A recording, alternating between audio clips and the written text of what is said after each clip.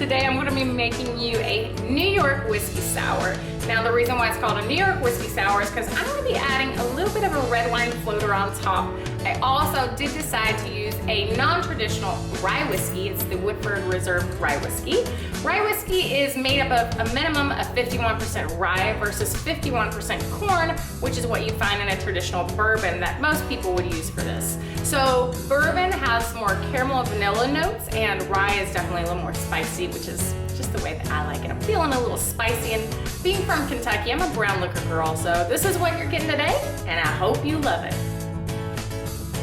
Okay, so for this recipe, I'm gonna be using 2 ounces of the Woodford Rye Whiskey, 1 ounce of fresh lemon juice, half an ounce of simple syrup that I made here at the house, and 1.5 ounces of a pinot noir that is from the Willamette Valley up in Oregon. I'm using pinot noir because it's a little bit of a drier red wine, and it'll be a nice topper.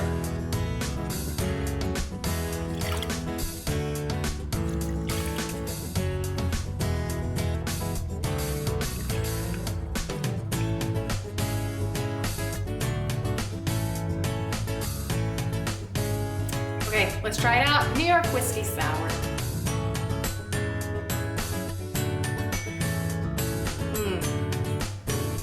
That's good. It's like where the oak from the bourbon barrel is really meeting really well. It's playing really well with the Pinot Noir floater on top.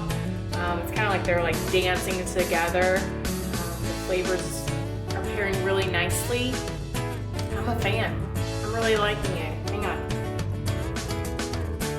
Yeah, it's great. Well, cheers. I hope you enjoy it. And may your life, just like your drinks, always be in balance. Cheers. Hi, welcome to 100%. Oh God.